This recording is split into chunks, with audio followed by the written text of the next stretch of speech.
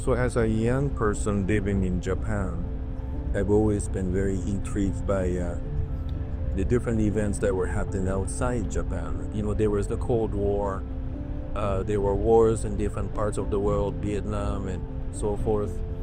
And I grew up thinking, what can I do about it? What is my way of contributing to solving this world problem? And life is long, and I was young.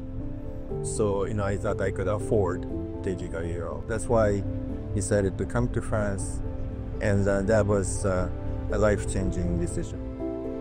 That got me eventually to a career on development, because some of the people I met in France were from the developing countries, and they told me about their hardships back home. Um, and then again, I thought, well, what can I do about it? I can continue to, aspire to become a journalist, but maybe there's something is much more directly relevant to work on development. And then it took me eventually to IDA. And IDA, I think, is, if I may say so, ultimate epitome of global diversity. Because it is really as I often call it, a global solidarity fund.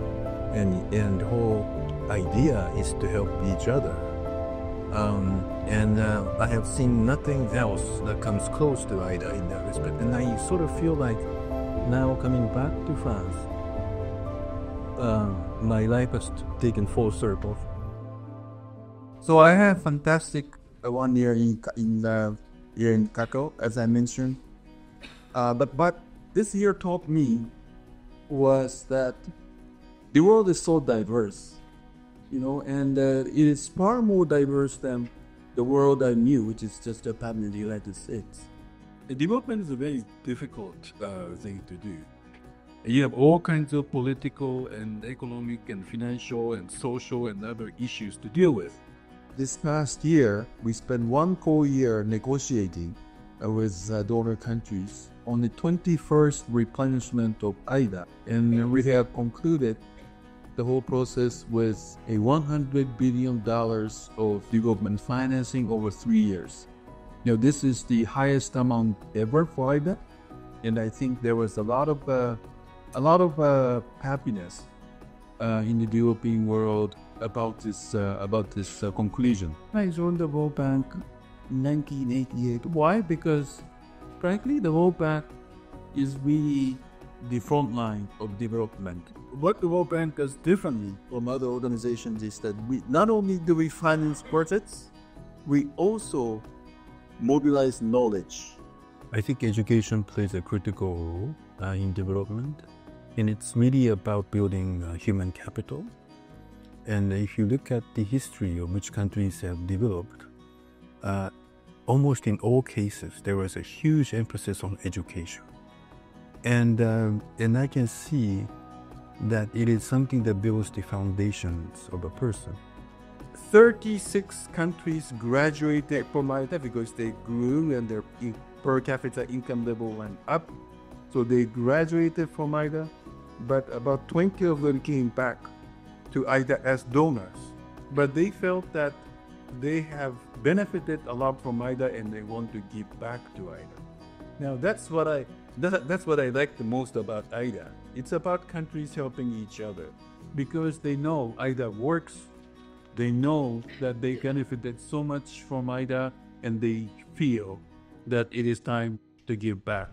France was a very special, unique country, had its own very distinct culture, and maybe most importantly, I began to learn a third language.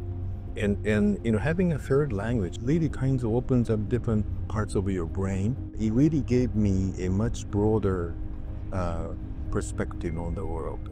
J'ai passé un très bon séjour à Angers quand j'étais là pendant les années 81 et 82. Je considère cette année une année vraiment marquante dans ma vie, vraiment transformatrice. Elle a établi la fondation de ma carrière. Elle m'a à donner des amis à vie qui existent partout du monde. And in Angers, where I lived in France, and there was a very distinct way of life where, you know, you got to know people through sharing meals together at home. You know, you make stuff for your friends, they make stuff for you, and almost every day for dinner, and I was inviting guests at my small apartment or just maybe, you know, being invited to people's homes. And that really sort of taught me how you can deepen your relationships.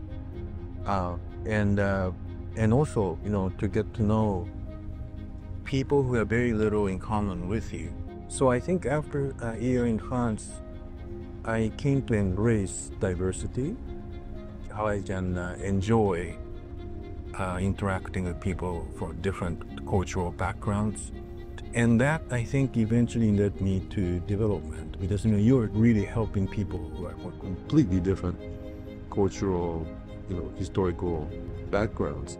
What I've learned through more than 3 decades of working on development is that one should never give up, because countries do overcome difficulties, countries do grow, countries do transform themselves, and we've seen plenty of those examples everywhere in the world.